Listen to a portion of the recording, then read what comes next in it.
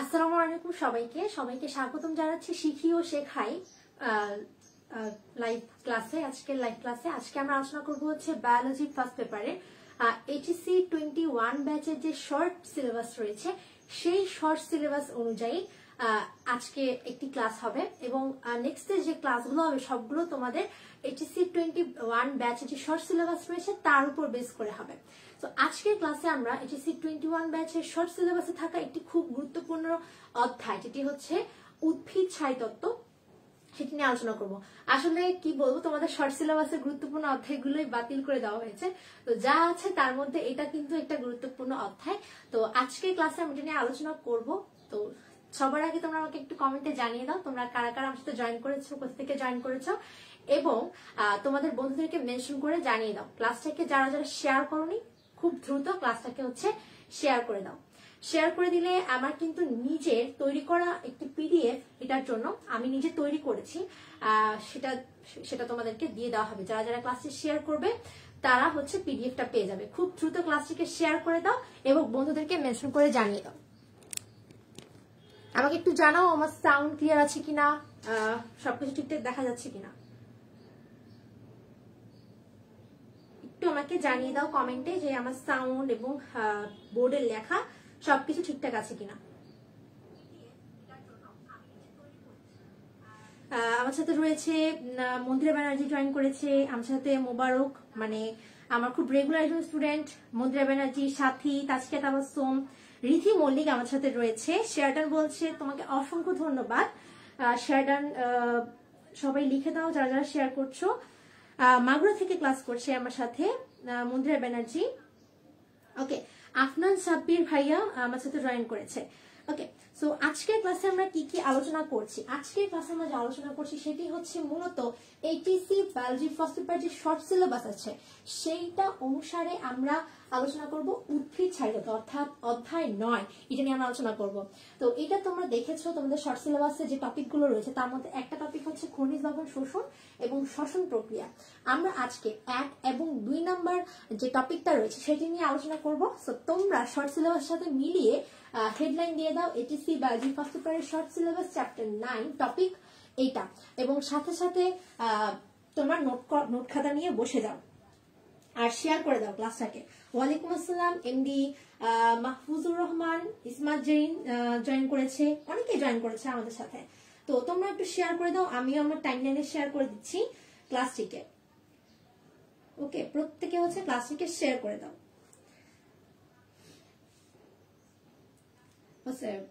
ওকে ওকে ওকে, so একটু ওকে, আমারও শেয়ারটা, তোমরাও শেয়ারটা লিখে আমাকে কমেন্টে জানিয়ে দাও। তো এখন আমরা চলে যাব হচ্ছে আমাদের আজকের ক্লাসের একদম প্রথম যে টপিকটা, সেটা হচ্ছে কি বলো, সেটা হচ্ছে খনিজ লবণ শোষণ। খনিজ লবণ শোষণ।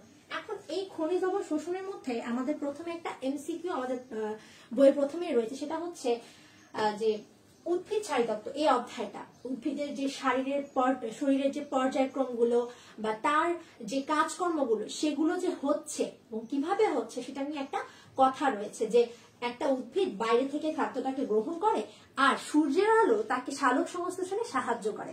তো এই কথাটা একজন বিজ্ঞানী বলেছেন, সেই বিজ্ঞানীকে আমরা বলি হচ্ছে উদ্ভিদ ছায়াতত্ত্বের জনক। তোমরা যারা যারা আমাকে দেখছো বা শুনতে পাচ্ছ তারা যদি জেনে থাকো যে উদ্ভিদ ছায়াতত্ত্বের জনককে, তাহলে আমাকে কমেন্টে জানিয়ে দাও উদ্ভিদ ছায়াতত্ত্বের জনককে।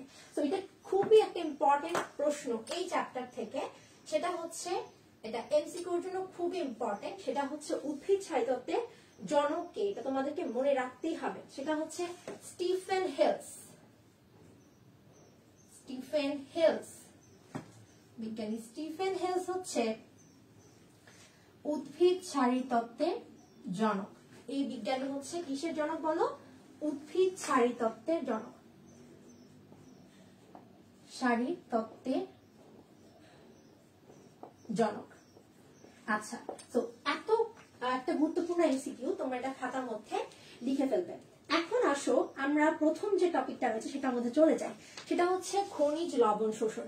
তো এখানে একটা কথা বলে রাখি, সেটা হচ্ছে খনিজ লবণ বললেই আমরা একটা নাম আমাদের মনে পড়ে যায়, সেটা হচ্ছে সোডিয়াম ক্লোরাইড, তাই না?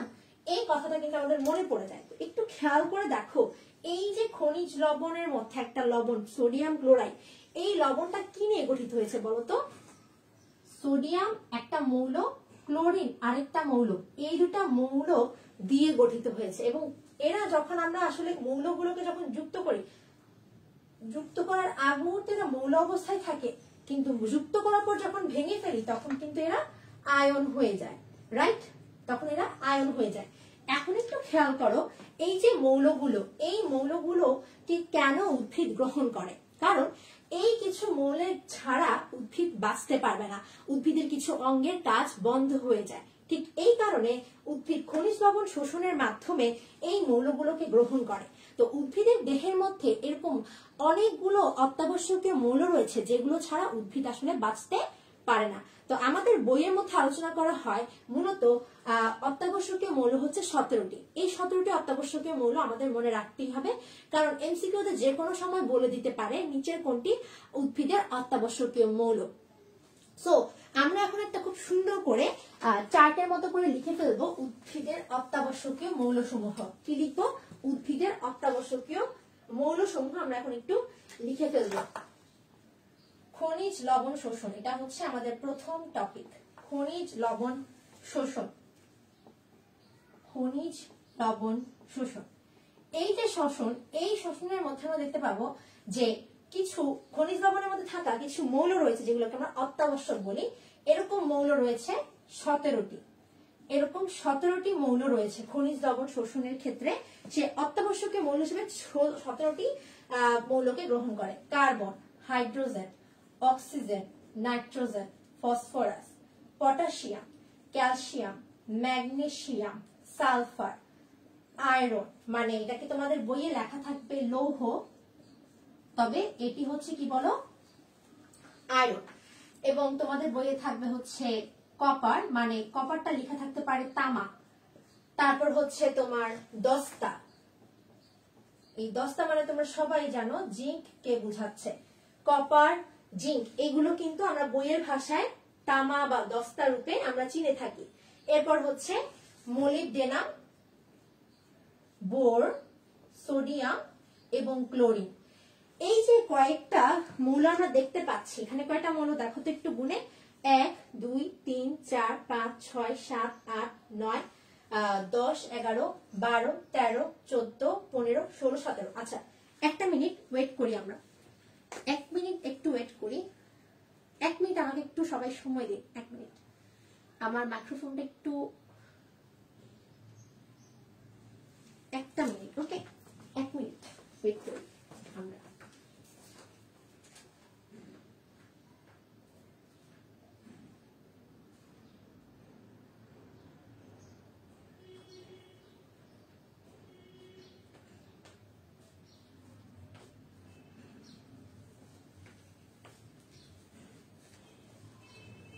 ওকে,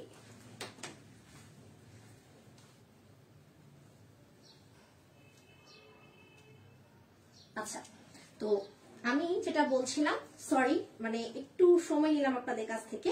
এখন আমরা আবার আমাদের আলোচনার মধ্যে চলে যাই।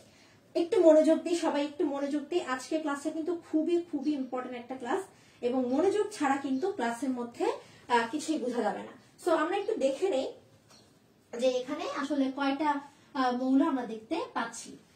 দেখি, 1 2 3 4 5 6 7 8 9 10 11 12 13 14 15 16 17টা। এই যে 17টা মৌল, এই 17টা মৌলের মধ্যে আমরা দেখতে পাই যে, আমরা যেটা দেখতে পাই সেটা হচ্ছে মূলত এই যে কার্বন, হাইড্রোজেন এবং অক্সিজেন, এই তিনটা মৌলকে সে বায়ু থেকে নেয়। এবং বাকি যে মৌলগুলো রয়েছে, সেগুলোকে সে নেয় হচ্ছে কোথা থেকে? সেগুলোকে সে নেয় হচ্ছে মাটি থেকে। মাটি থেকে। তার মানে আমরা দেখতে পাচ্ছি যে একটা উদ্ভিদ খনিজ লবণ শোষণ করার সময় প্রথমে সে কিন্তু একটা লবণকে শোষণ করতে হয়, এবং সেই লবণকে কিন্তু সে মৌল হিসেবে গ্রহণ করছে। সেই লবণের মধ্যে কিছু মৌল থাকে, যে মৌলগুলো ছাড়া উদ্ভিদটা আসলে তার কোনো কাজই সম্পন্ন করতে পারে না, এবং তাই সেই মৌলগুলোকে আমরা বলি হচ্ছে তার অত্যাবশ্যকীয় মৌল। এবং এই অত্যাবশ্যকীয় মৌল হচ্ছে কয়টি বলো? 17টি অত্যাবশ্যকীয় মৌল। আচ্ছা, এখন আমরা একটু যদি আসি, এই যে 17টি অত্যাবশ্যকীয় মৌল আমরা দেখতে পাচ্ছি, এই মৌলগুলোকে সে আসলে কিসের মাধ্যমে শোষণ করবে? আমরা তো জেনে নিলাম যে সে আসলে এই অত্যাবশ্যকীয় মৌলগুলোকে শোষণ করে, কিন্তু প্রশ্ন হচ্ছে সে অত্যাবশ্যকীয় মৌল হিসেবে যে এগুলোকে গ্রহণ করছে কিসের মাধ্যমে গ্রহণ করবে। তাহলে আমরা জেনে নিলাম অত্যাবশ্যকীয় মৌলগুলো কি। এখন আমরা জানবো কিসের মাধ্যমে সে শোষণ করবে, কিসের মাধ্যমে সে শোষণ করে, মাধ্যমে শোষণ করে, এইটা একটু আমরা জেনে নিই। কিসের মাধ্যমে সে শোষণ করবে? সে শোষণ করে হচ্ছে মূলত মূল বা মূলরম দিয়ে। কি দিয়ে? মূল বা মূলরম দিয়ে সে শোষণ করে। এখন প্রশ্ন হচ্ছে এই যে সে মূল বা মূলরম দিয়ে শোষণ করছে, সে লবণটাকে কিভাবে শোষণ করবে? কিভাবে শোষণ করবে? কিভাবে শোষণ করবে? তিনটা প্রশ্ন করবেন নিজেকে। প্রথম প্রশ্ন, সে কাকে শোষণ করবে? দ্বিতীয় প্রশ্ন, কিভাবে শোষণ করবে? তৃতীয় প্রশ্ন, কি অবস্থা? দ্বিতীয় প্রশ্ন হচ্ছে কিসের মাধ্যমে, কোন অঙ্গের মাধ্যমে শোষণ করবে? 3 নম্বর প্রশ্ন হচ্ছে কিভাবে শোষণ করবে বা কি অবস্থায় শোষণ করবে। এটা লিখে নেবেন, কি অবস্থায় শোষণ করবে, তাহলে আপনাদের বুঝতে আরো ইজি হবে। সে সোডিয়াম ক্লোরাইডকে কি সোডিয়াম ক্লোরাইড আকারে শোষণ করতে পারবে? আপনাদের কাছে আমার প্রশ্ন যে একটা উদ্ভিদ কি কখনো সোডিয়াম ক্লোরাইডকে সরাসরি শোষণ করতে পারবে কিনা? তা আপনারা কমেন্টে জানাতে যাতে আমি একটু বলি, এই যে সোডিয়াম ক্লোরাইডটা, এটা কি একটা কঠিন পদার্থ না? এটা একটা কঠিন পদার্থ, একটি কঠিন পদার্থ।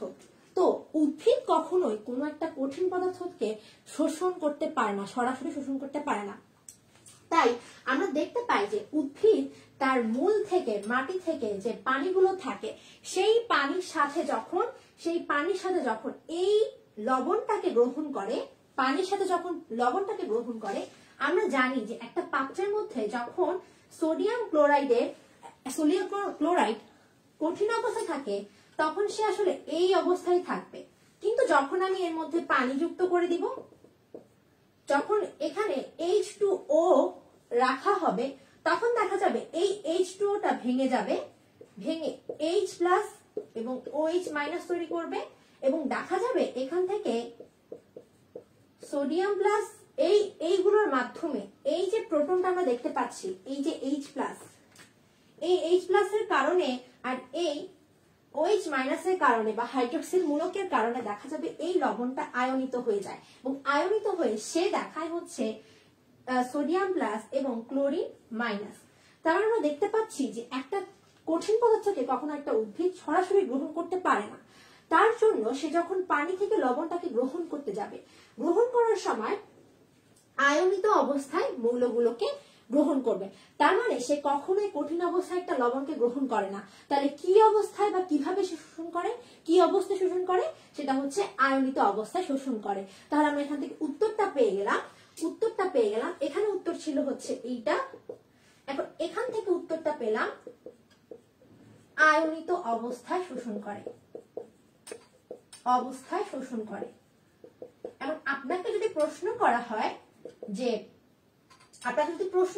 হয় যে উদ্ভিদ কেন মৌলকে সোডিয়াম ক্লোরাইডকে বা একটা খনিজ লবণকে সরাসরি শোষণ করতে পারে না, তখন আপনি বলবেন যে এটা হচ্ছে একটা কঠিন পদার্থ, আর কঠিন পদার্থ উদ্ভিদ কখনোই সরাসরি শোষণ করতে পারে না, আর তাই সে আয়নিত অবস্থায় এই লবণটিকে শোষণ করে নিবে। আচ্ছা, তাহলে আমরা 3টা প্রশ্নের উত্তর জেনে গেলাম যে উদ্ভিদ কিভাবে এবং কিসের মাধ্যমে এবং কাকে গ্রহণ করবে বা শোষণ করবে।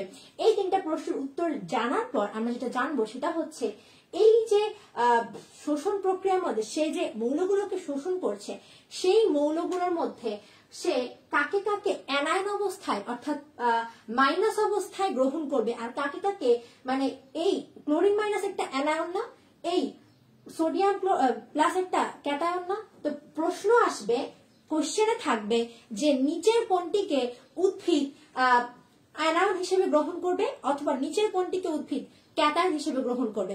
আমাদের এই প্রশ্নটা কিন্তু খুবই গুরুত্বপূর্ণ। আপনারা যদি সবাই এই জিনিসটা তুলে ফেলেন খাতার মধ্যে বা স্ক্রিনশট তুলে ডান হয়ে যায়, আমাকে কমেন্টে লিখে জানান।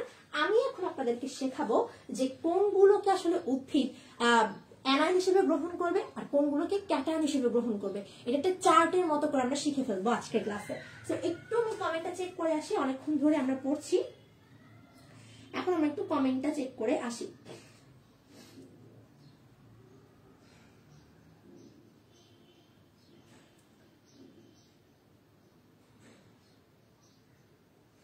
হ্যাঁ, আশোক মিশ্রী ভাইয়া আমাদের রেগুলার একজন স্টুডেন্ট, শিখিও শেখায় পেজে উনি রেগুলার আমার ক্লাস করে। আজকে ক্লাসে উনি জয়েন করেছে, আলহামদুলিল্লাহ। উনি বলছে আয়ন আকারে শোষণ করবে এবং জাইলেমের মাধ্যমে কৌশিক নলের মতন করে জল হচ্ছে শোষণ করবে। লেখা শেষ আপু? সবাই আমাকে একটু কমেন্টে জানিয়ে ফেলেন যে সবার লেখা কমপ্লিট হয়েছে কিনা। আচ্ছা, লেখা যদি শেষ হয়ে যায় বা স্ক্রিনশট তোলা যদি ডান হয়ে যায়, তাহলে এখন আমরা যেটা দেখবো সেটা হচ্ছে যে একটা উদ্ভিদ আসলে যে অত্যাবশ্যকীয় মৌলগুলো রয়েছে সেগুলোর মধ্যে কোনগুলোকে সে ক্যাটায়ন হিসেবে গ্রহণ করবে আর কোনগুলোকে সে অ্যানায়ন হিসেবে গ্রহণ করবে সেটা একটু আমরা জেনে নিই। আচ্ছা, সেটা একটু আমরা জেনে নিই। তাহলে এখন নেক্সট আমাদের যে প্রশ্নটা করা হচ্ছে সেটা হচ্ছে যে সে কোনগুলোকে অ্যানায়ন এবং কোনগুলোকে ক্যাটায়ন হিসেবে গ্রহণ করবে। এখন আমরা যেটা করব, এখানে আমরা লিখব যে কোনটিকে অ্যানায়ন, কোনটিকে অ্যানায়ন ও কোনটিকে ক্যাটায়ন হিসেবে গ্রহণ করে।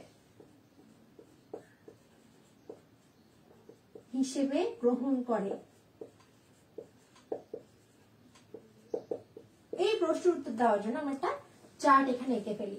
এই চার্টের মধ্যে আমরা দেখবো যে কোনটিকে সে অ্যানায়ন আর কোনটিকে সে ক্যাটায়ন হিসেবে গ্রহণ করতে পারে। তো এখানে আমরা ক্যাটায়ন গুলো দেখবো, এখানে আমরা অ্যানায়ন গুলোকে দেখবো। ঠিক আছে, এখানে আমরা ক্যাটায়নকে দেখবো, এখানে আমরা অ্যানায়ন গুলোকে দেখবো। তো আমি একটু এখানে চার্টের মধ্যে লিখে দেই আপনাদেরকে। এখানে মনে রাখতে হবে যে ক্যাটায়ন গুলো হচ্ছে পটাশিয়াম, এটাকে আমি একটু এপাশে লিখি, ক্যাটায়ন আর হচ্ছে অ্যানায়ন। এগুলো হচ্ছে পটাশিয়াম, তারপর হচ্ছে ম্যাগনেসিয়াম, আয়রন, তারপর হচ্ছে manganese, copper, zinc, cobalt, sodium এবং ক্যালসিয়াম। এবং আমরা দেখতে পাবো যে অ্যানায়ন হিসেবে থাকে হচ্ছে, অ্যানায়ন হিসেবে উদ্ভিদ গ্রহণ করে হচ্ছে নাইট্রোজেন, ফসফরাস, বোরন, সালফার এবং ক্লোরিনকে। এখন প্রশ্ন হচ্ছে, আমাদের বইয়ের মধ্যে লেখা থাকে যে অ্যানায়নকে সে কি অবস্থায় গ্রহণ করবে। অ্যানায়নের মধ্যে নাইট্রোজেনকে সে গ্রহণ করে হচ্ছে NO3-, ফসফরাসকে গ্রহণ করে PO4-3-, বোরনকে গ্রহণ করে BO4-3-, সালফারকে গ্রহণ করে SO4-2- এবং ক্লোরিনকে গ্রহণ করে ক্লোরিন-। এগুলো কিন্তু এমসিকিউর জন্য আমি তোমাদেরকে লিখে দিলাম, যাতে করে যেটা হয় যেন এমসিকিউ প্রিপারেশনটা এখান থেকেও করে ফেলা যায়। শর্ট সিলেবাসের প্রিপারেশন মানেই হচ্ছে আমাদের এই কোর্স, মানে এই যে ক্লাসগুলো রয়েছে এই ক্লাসগুলোর মধ্যে আমরা একেবারে এমসিকিউ, বেসিক লেভেল এবং কি কি ধরনের প্রশ্ন হতে পারে বোর্ড প্রশ্নের মধ্যে সেটা সহ বলে দিব। তো এই জিনিসটা হচ্ছে এমসিকিউর জন্য খুবই ইম্পর্টেন্ট একটা জিনিস। এই জিনিসটা এমসিকিউর জন্য খুবই ইম্পর্টেন্ট একটা জিনিস। তো এটা একটু মনে রাখতে হবে যে উদ্ভিদ অ্যানায়ন হিসেবে কোনটাকে কি হিসেবে গ্রহণ করবে। এগুলো হচ্ছে তার গ্রুপ, কোন গ্রুপগুলোকে সে গ্রহণ করে। এখন আমরা যেহেতু জেনে গেলাম যে কোনগুলোকে সে কি হিসেবে গ্রহণ করে, এখন আমরা একটু জেনে নেই যে কোনগুলো আসলে খুব দ্রুত উদ্ভিদ শোষণ করতে পারে আর কোনগুলো উদ্ভিদ স্লোলি শোষণ করে। আমরা যদি একটু দেখি যে এখানে উদ্ভিদ এই পটাশিয়াম, এই যে পটাশিয়ামটা, এই পটাশিয়ামকে আর এই নাইট্রেটকে, পটাশিয়াম আমি একটু অন্য কালার দিয়ে দেখাই, এই যে নাইট্রেটকে, এই পটাশিয়াম আর এই নাইট্রেট, এই দুটোকে উদ্ভিদ খুব দ্রুত শোষণ করে। মানে আমি এখানে আবার লিখে দিচ্ছি, দ্রুত শোষণ করে কাকে কাকে, পটাশিয়ামকে এবং নাইট্রেটকে, এই দুটাকে খুব দ্রুত শোষণ করে। এবং খুব স্লোলি শোষণ করে কাকে, ক্যালসিয়াম 2+ কে এবং সালফার টেট্রা অক্সাইডকে। তাহলে এই দুটাকে হচ্ছে, এই যে দুটা দেখতে পাচ্ছি এদেরকে মন্থর গতিতে শোষণ করে, মন্থর গতিতে শোষণ করে, মন্থর গতিতে শোষণ করে।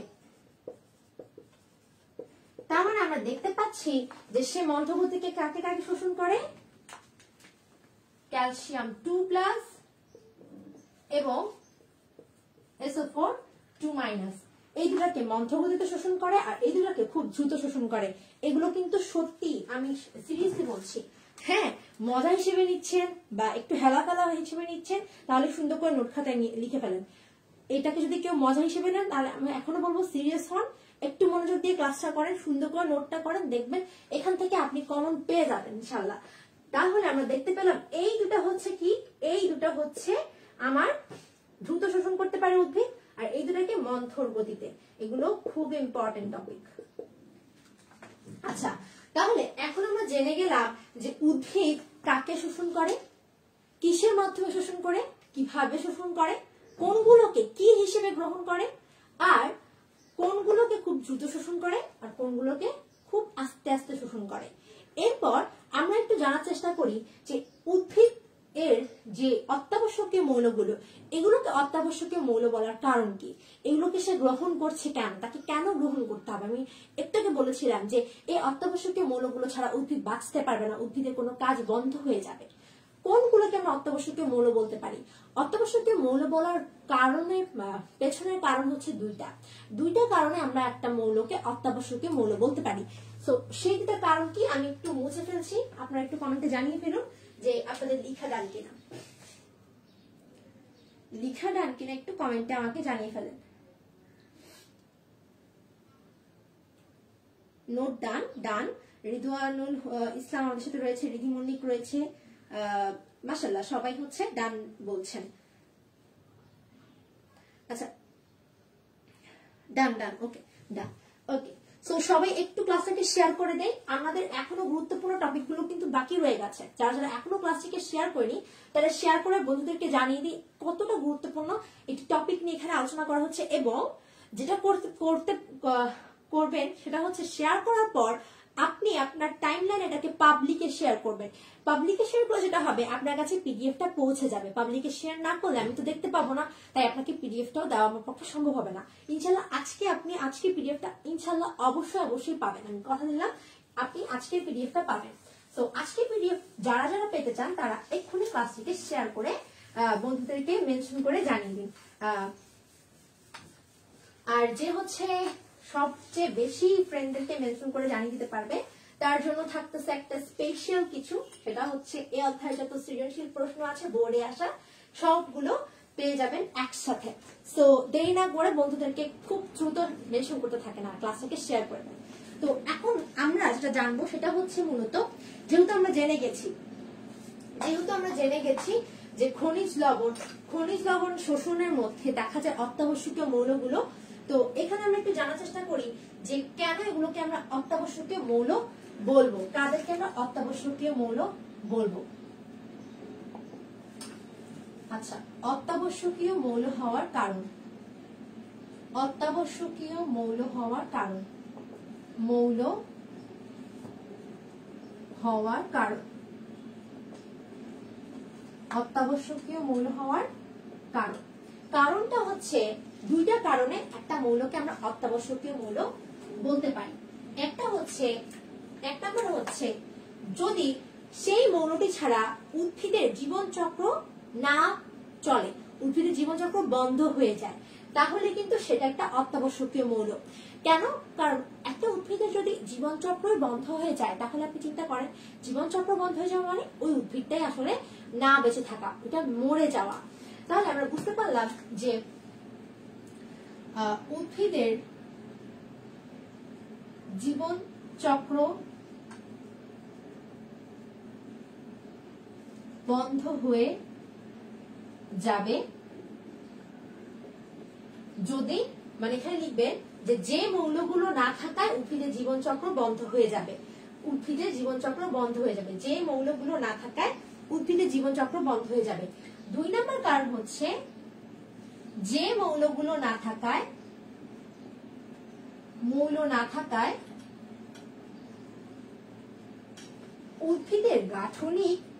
উদ্ভিদের গঠনগত অপূর্ণতা দেখা যাবে বা গঠিত হতে পারবে না, না থাকায় উদ্ভিদ সম্পূর্ণ গঠিত হতে পারে না,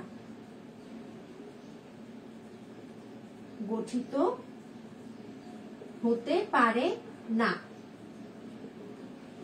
সেই মৌলগুলোকে আমরা বলতে পারি অত্যাবশ্যকীয় মৌল। এখন তার অত্যাবশ্যকীয় মৌল হওয়ার কারণটা আমরা নিশ্চয়ই বুঝে গেছি, কারণ তাদের ছাড়া জীবনচক্র বন্ধ, তাদের ছাড়া একটা উদ্ভিদের সম্পূর্ণ গঠনটা কিন্তু আসলে হয় না। তাহলে এখন আমরা একটা উদাহরণ দেখার মাধ্যমে বুঝতে পারবো যে আসলে কোন কোন মৌলগুলো না থাকার কারণে কোন কোন কাজটা বন্ধ হয়ে যায়। যেমন আমরা যদি একটু দেখি যে যদি একটা উদ্ভিদের মধ্যে ম্যাগনেসিয়াম না থাকে, ম্যাগনেসিয়াম যদি না থাকে, আমরা বলি না যে নো মাস্ক নো এন্ট্রি, তেমনি ভাবে no MG no chlorophyll, no MG no chlorophyll. তো আশা করি বুঝতে পারতেছি যে আমরা বলি না, এখানে একটু লিখে রাখি জিনিসটা, তাহলে আপনাদের কাছে মনে রাখতে ইজি হবে। আমরা বলি না যে no mask no entry, no entry, ঠিক তেমনি আমরা এখানে একটা কথা বলতে পারি নো এমজি নো ক্লোরোফিল, অর্থাৎ ম্যাগনেসিয়াম ছাড়া কখনো ক্লোরোফিল তৈরি হতে পারে না। ক্লোরোফিল তৈরি হতে হলে ম্যাগনেসিয়াম প্রয়োজন। এখন আমরা একটু যদি লক্ষ্য করি যে এখানে ক্লোরোফিল যদি তৈরি না হয় তাহলে নো ক্লোরোফিল,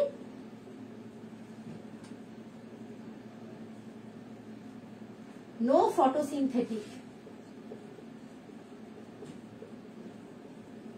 এর মানে কি? এর মানে হচ্ছে যদি কোনো প্রকারের ক্লোরোফিলই না থাকে তাহলে সালোক সংশ্লেষণ হবে না, তাহলে উদ্ভিদের বর্ণ প্রকাশ পাবে না। তার মানে আমরা বুঝতে পারতেছি যে একটা উদ্ভিদের মধ্যে এই ম্যাগনেসিয়ামটা কেন অত্যাবশ্যকীয়, কারণ এই ম্যাগনেসিয়াম যদি না থাকে তাহলে উদ্ভিদ বেঁচে থাকতেই পারবে না, উদ্ভিদ তার খাদ্য উৎপাদন করতে পারবে না, কারণ সেখানে ম্যাগনেসিয়াম না থাকা মানে ক্লোরোফিল না থাকা, ক্লোরোফিল না থাকা মানে ফটোসিনথেটিক প্রক্রিয়া বা সালোক সংশ্লেষণ প্রক্রিয়া বন্ধ হয়ে যাওয়া।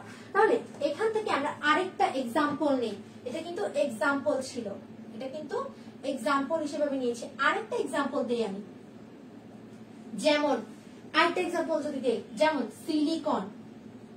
এই যে সিলিকন, এই সিলিকন যদি না থাকে, যদি কি না থাকে, যদি সিলিকন না থাকে তাহলে কি সমস্যা হতে পারে? যদি সিলিকন না থাকে তাহলে ঘাস তৈরি হবে না, আরেকটা বিষয় যদি আমি আপনাদেরকে একটু বলি, সেটা হচ্ছে যে যদি ফসফরাস না থাকে তাহলে উদ্ভিদের ফল ও পাতা অপাক্য অবস্থায় মানে পরিণত না হওয়া অবস্থায় ঝরে যায়। তাহলে কি হচ্ছে, এখানে ঝরে যায়। তার মানে দেখতে পাচ্ছি যে এখানে প্রত্যেকটাই কিন্তু খুবই গুরুত্বপূর্ণ। এখানে একটা জিনিস বলি, সেটা হচ্ছে এই যে সিলিকনটা এইটা কিছুটা অত্যাবশ্যকীয় ধাপে ফেলা যায়, পুরোপুরি না। আবার দেখি এই ফসফরাসটা কিন্তু আমরা অত্যাবশ্যকীয় মৌলগুলোর মধ্যে পড়েছি, এইটাও আমরা অত্যাবশ্যকীয় মৌলগুলোর মধ্যে পড়েছি। তাহলে আমরা বুঝতে পারলাম যে একটা মৌলকে আমরা অত্যাবশ্যকীয় বলার পেছনে কারণ হচ্ছে যদি কোনো একটা অংশ নষ্ট হয়ে যায়, যদি উদ্ভিদটা বেঁচে থাকা অসম্ভব হয়ে যায়, তাহলে আমরা বলবো ওই মৌলটা হচ্ছে আসলে একটা অত্যাবশ্যকীয় মৌল। যেমন আমরা আরেকটা বিষয় যদি দেখি, আমরা যদি দেখি যে নো ক্যালসিয়াম না, no sodium, that means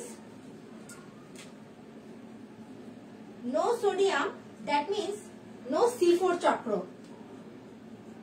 no C4 cycle. C4 cycle কোনটা বলেন তো? আমরা যে গ্লাইকোলাইসিস প্রক্রিয়ার মধ্যে যেটা পড়েছি সেটাই হচ্ছে আসলে কি C4 চক্র। উদ্ভিদ ছাড়িতত্ত্বের মধ্যে শ্বসনের মধ্যে একটা পার্ট আছে C4 সাইকেল। এই C4 সাইকেল কখনোই সোডিয়াম ছাড়া সম্ভব না। তো আশা করি এই জিনিসটা আপনারা সবাই বুঝতে পেরে গেছেন। কখনো কখনো প্রশ্ন করে যে এই মৌলটা কেন অত্যাবশ্যকীয় মৌল, ব্যাখ্যা করো। সেক্ষেত্রে এটা কিন্তু ক্ষয়ের জন্য খুবই ইম্পর্টেন্ট একটা প্রশ্ন, তাই আপনাদেরকে এত ব্যাখ্যা করে উদাহরণস্বরূপ আমি বলে দিলাম। এটা ক্ষয়ের জন্য খুবই গুরুত্বপূর্ণ। তো আশা করি আপনারা জিনিসটা বুঝতে পেরেছেন এবং এটা হচ্ছে আপনারা পরীক্ষায় আসলেও পারবেন। এখন নোট ডান করা শেষ কিনা আমাকে একটু কমেন্টে জানিয়ে ফেলুন, তাহলে আমি পরবর্তী যে টপিকটা সেটার মধ্যে চলে যেতে পারবো, অর্থাৎ আমাদের শ্বসন প্রক্রিয়ার মধ্যে আমরা চলে যেতে পারবো। শ্বসন প্রক্রিয়া কিন্তু খুবই একটা বিস্তারিত আলোচনা, আমরা সেজন্য আজকে ক্লাসে শুধুমাত্র সক্রিয় পরিশোষণ নিয়ে আলোচনা করবো। ততক্ষণ আমাকে একটু জানিয়ে দিন সবার লিখা টান কিনা। এখানে আমি আরেকটা বিষয় বলে রাখি, এমসিকিউর জন্য এগুলো খুবই গুরুত্বপূর্ণ যে কোনটার জন্য কোনটা হতে পারে না। যেমন আরেকটা যদি বলি যে যদি আয়োডিন না থাকে, no iodine, no iodine, no iodine, that means no সামুদ্রিক শৈবাল উৎপন্ন হবে না। সামুদ্রিক শৈবাল, নো সামুদ্রিক শৈবাল। আচ্ছা আমি বাংলাতে লিখে দিচ্ছি, নো সামুদ্রিক শৈবাল। যদি কোনো প্রকারে আয়োডিন না থাকে পানির মধ্যে, তাহলে কোনো প্রকারে কি হবে না, সরি উদ্ভিদের মধ্যে, তাহলে সামুদ্রিক শৈবালও উৎপন্ন হবে না। তো এগুলো এমসিকিউর জন্য, ক্ষয়ের জন্য খুবই খুবই ইম্পর্টেন্ট প্রশ্ন। তো আশা করি সবার নোট খাতায় তোলা শেষ হয়ে গেছে। আমি একটু আপনাদের কমেন্টটা চেক করে আসি যে কারো এই পর্যন্ত কোনো প্রবলেম আছে কিনা। আমাকে একটু কমেন্টে জানিয়ে ফেলুন তো কারো এই পর্যন্ত কোনো প্রবলেম আছে কিনা।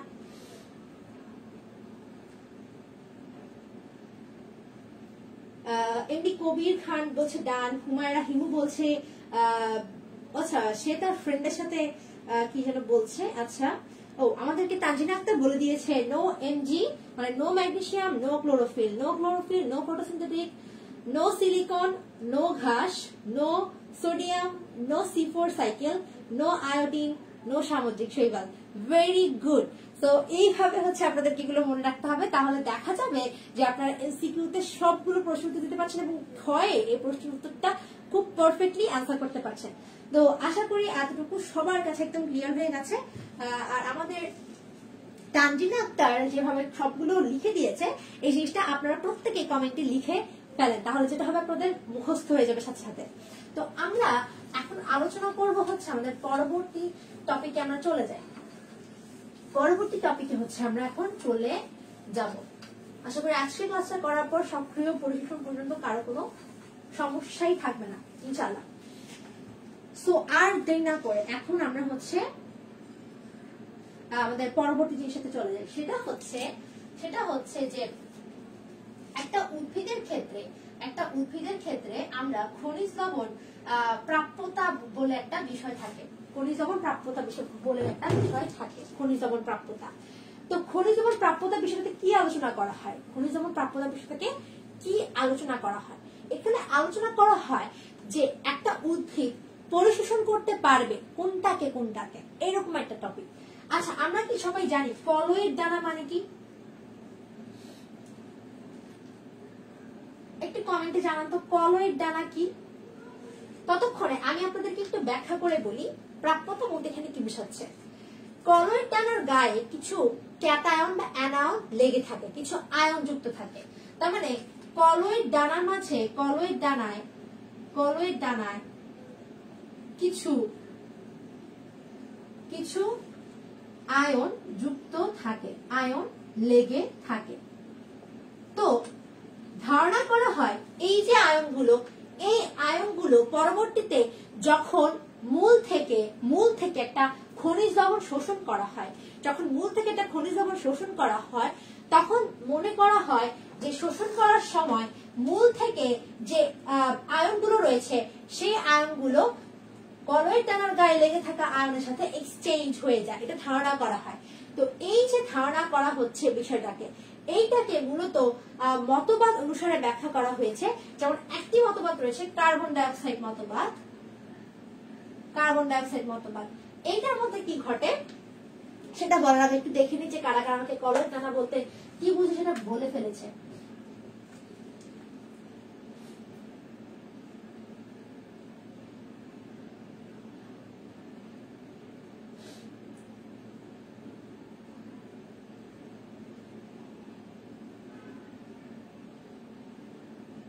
একটু বলে ফেলেন তো কলয়ের দানা বলতে আপনারা কি বুঝেন?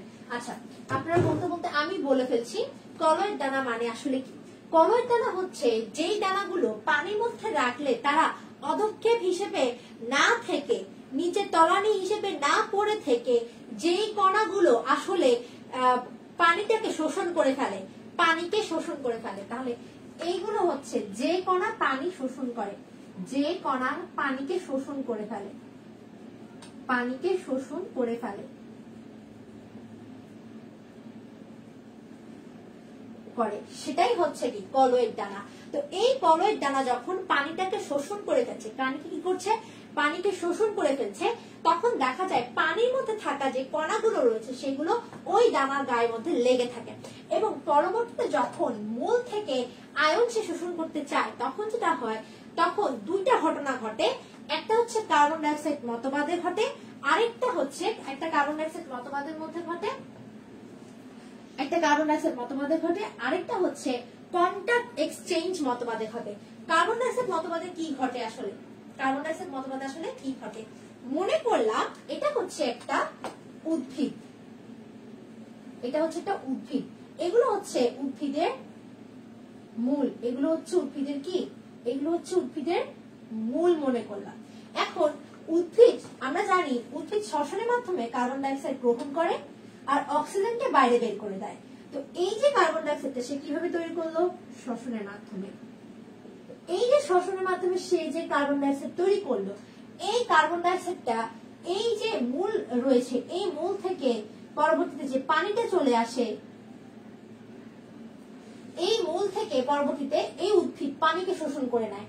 পানি মানে হচ্ছে কি, পানি মানে হচ্ছে H2O। এই যে H2O আর এই কার্বন ডাই অক্সাইড এরা পরবর্তীতে দেখা যায় যে পরস্পর মিলিত হয়, মিলিত হওয়ার মাধ্যমে এখান থেকে তারা কি তৈরি করে, কার্বন ডাই অক্সাইড আর H2O অর্থাৎ পানি যখন মিলিত হয়ে যায় তখন এখান থেকে তৈরি হয় H2CO3। তো আমরা যদি কি করি, আমরা যদি এই H2CO3 কে ভেঙে ফেলি তাহলে আমরা কি পাবো? H2CO3 কে আমরা ভাঙলে আমরা পাবো একটা প্রোটন আয়ন আর পাবো বাইকার্বনেট, আর পাবো বাইকার্বনেট। তো আমরা তো জেনেছি যে এখানে কি থাকে, এখানে কলয়েড দানা থাকে। তো পানির মধ্যে থাকা যে কলয়েড দানাগুলো ছিল সেই কলয়েড দানা মানে এই উদ্ভিদের মধ্যে থাকা, সরি পানির মধ্যে থাকা বলতে এখানে কি ছিল, কলয়েড দানা ছিল না, এখানে কলয়েড দানা ছিল। এই যে কলয়েড দানাগুলো, এই কলয়েড দানাগুলো কিন্তু পানি শোষণ করে নিয়েছে, যার কারণে উদ্ভিদ পানিকে নিচ থেকে উপরের দিকে টেনেছে, কারণ তার দেহের মধ্যে এখন পানির অভাব, কারণ এই কলয়েড দানাগুলো পানিকে শোষণ করে নিয়েছে এবং শোষণ করার সময় তার গায়ের মধ্যে সে কিছু কণাকে সে রেখে দিয়েছে, তার গায়ের মধ্যে সে একটা ক্যাটায়নকে রেখে দিয়েছে, সে একটা অ্যানায়নকে রেখে দিয়েছে।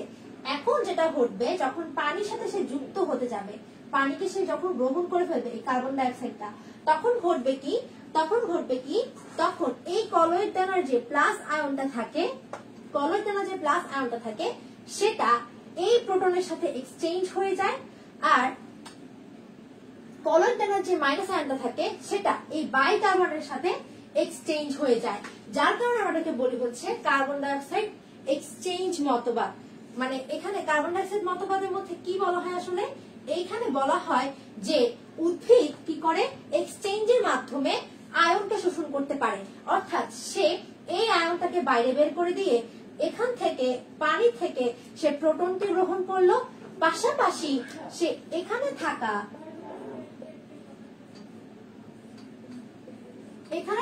হাইড্রোক্সিল মূলকটাকেও শোষণ করে নিচ্ছে। তার আমরা বুঝতে পারছি সে এইটাকেও শোষণ করছে, এটাকেও শোষণ করছে, এই দুটোকে সে শোষণ করে নিচ্ছে বাইরে থেকে। কিসের মাধ্যমে? এই কলয়েড দানার সাথে এই চার্জগুলোর এক্সচেঞ্জের মাধ্যমে। তার আমরা সবাই এটা বুঝতে পারছি যে উদ্ভিদ শ্বসনের মাধ্যমে যে কার্বন ডাই অক্সাইড উৎপন্ন করে তা মূল থেকে আসা পানির সাথে বিক্রিয়া করে কি তৈরি করছে, H2CO3, যেটা কিনা পরবর্তীতে হাইড্রোজেন প্লাস প্রোটন আর বাইকার্বনেট তৈরি করে এবং সেটা কলয়েড দানায় লেগে থাকা ক্যাটায়ন এবং অ্যানায়নের সাথে পরবর্তীতে এক্সচেঞ্জ হয়ে যায়। এটা হচ্ছে কার্বন ডাই অক্সাইড মতবাদ। এখানে আসলে উদ্ভিদের আয়ন প্রাপ্যতাটা প্রকাশ পায়, উদ্ভিদের আয়ন প্রাপ্যতা। আয়ন প্রাপ্যতা। কিভাবে প্রকাশ পায় সেটা হচ্ছে সে কলয়েড দানা থেকে এই এক্সচেঞ্জের মাধ্যমে প্রাপ্য ছিল তার এই আয়নটা আর এই বাইকার্বনেটটা, তাহলে সে এই দুটাকে গ্রহণ করতে পেরেছে, তাই এটা তার কি ছিল, প্রাপ্য ছিল। এবং সেটা আসলে আমরা বলি হচ্ছে, সেটাকে আমরা বলি হচ্ছে কার্বন ডাইঅক্সাইড মতবাদ। এরপর আরেকটি মতবাদ রয়েছে, তার আগে একটু কমেন্টে জানিয়ে ফেলুন সবাই এটা বুঝতে পেরেছে কিনা।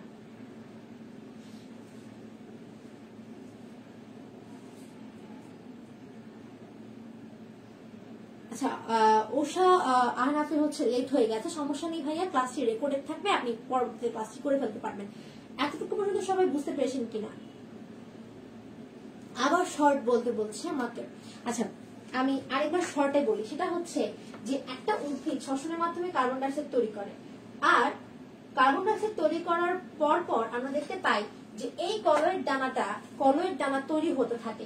এই কলয়েড দানা পরবর্তীতে উদ্ভিদের মধ্যে থাকা যে পানিগুলো আছে সেগুলোকে শোষণ করে নেয়, কারণ কলয়েড দানার বৈশিষ্ট্য হচ্ছে পানিকে শোষণ করা। পানিকে শোষণ করার সময় সে যেটা করে, পানির মধ্যে থেকে যে আয়নগুলো থেকে থাকে সেগুলোকে সে তার গায়ের মধ্যে লাগিয়ে রাখে, অর্থাৎ পানি শোষণ করার পরে এই আয়নগুলো কলয়েড দানার মধ্যে লেগে থাকে। এখন পানিতে শোষণ করে ফেললো, তাহলে পানির ঘাটতি, এই জন্য উদ্ভিদ মূল থেকে পানিকে টান দিবে। পানিকে যখন টান দিল তখন এই কার্বন ডাইঅক্সাইড আর পানি যুক্ত হবে। যুক্ত হওয়ার সময় দেখা যাবে যে এইখানে যখন যুক্ত হওয়ার পরে দেখা যাবে যে এখান থেকে একটা হাইড্রোজেন প্লাস অর্থাৎ প্রোটন তৈরি হচ্ছে, একটা বাইকার্বনেট তৈরি হচ্ছে। তো দেখা যাবে এইখানে যে কলয়েডের গায়ে যে ক্যাটায়ন আর অ্যানায়ন রয়েছে, এইগুলো যখন উৎপন্ন হলো, এইগুলোর সাথে এই ক্যাটায়ন আর অ্যানায়ন এক্সচেঞ্জ করে নেয়। এতে করে সে বাড়তি কিছু আয়ন নিজে করে গ্রহণ করতে পারে। যেমন এই হাইড্রোজেন সে বাড়তি পেল, এটাকে সে বের করে দিয়ে এটাকে পেয়েছে, এটা তার প্রাপ্য ছিল, এটাকে সে বের করে দিয়েছে, এটাকে পেয়েছে, অর্থাৎ এটাকে আমরা বলছি এক্সচেঞ্জের মাধ্যমে সে তার আয়ন প্রাপ্যতা পূরণ করে নিয়েছে। জন্য এটাকে আমরা বলি উদ্ভিদের আয়ন প্রাপ্যতা প্রথম একটি মতবাদ, যার নাম হচ্ছে কার্বন ডাইঅক্সাইড মতবাদ।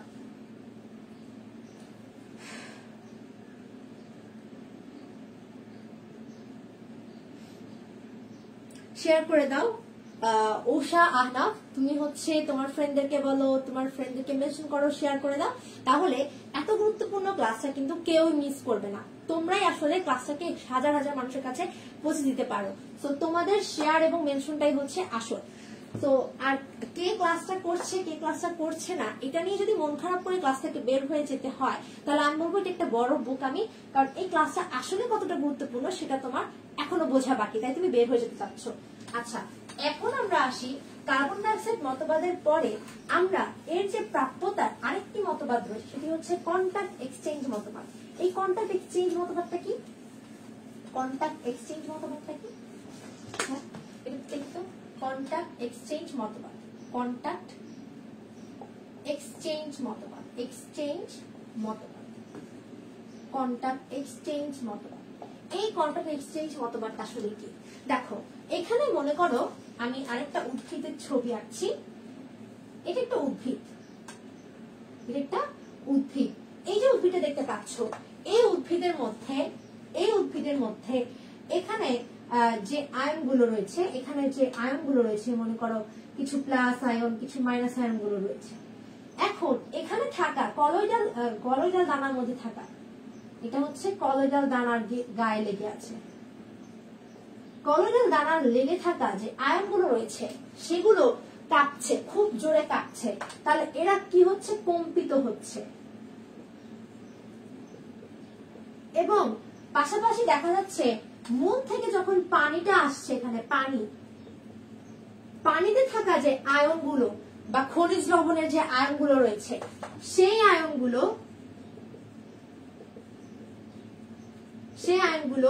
কম্পিত হচ্ছে। এখন দেখো, যখন এইগুলো কম্পন ঘটে, এইগুলোরও কম্পন ঘটে, কম্পন হতে হতে দেখা যায় এরই মধ্যে এই আয়নগুলো আর এই আয়নগুলোর মধ্যে কি ঘটে? এক্সচেঞ্জ ঘটে। তো এটাকে আমরা বলি হচ্ছে কন্টাক্ট এক্সচেঞ্জ মতবাদ, কন্টাক্ট এক্সচেঞ্জ মতবাদ, কন্টাক্ট এক্সচেঞ্জ মতবাদ। আশা করি এই মতবাদটা খুব ইজি ছিল, এটা তোমরা তোমরা বুঝতে পেরেছো যে আয়নগুলো মানে অভ্যন্তরীণ আয়নগুলো আর বাইরের আয়নগুলো কম্পিত হতে থাকে। কম্পিত হতে হতে দেখা যায় যে এরা নিজেদের মধ্যে এক্সচেঞ্জ করে ফেলে। পরবর্তীতে আমরা বুঝতে পারি যে এখান থেকে সে এক্সট্রা মাটি থেকে, মাটির খনিজ লবণ থেকে পানির মাধ্যমে কিছু এক্সট্রা আয়ন প্রাপ্য হয়। এজন্য এটি একটি উদ্ভিদের আয়ন প্রাপ্যতা মতবাদের অংশ, যেটাকে বলা হয় কন্টাক্ট এক্সচেঞ্জ মতবাদ। আশা করি এটাও তোমরা বুঝতে পেরেছো।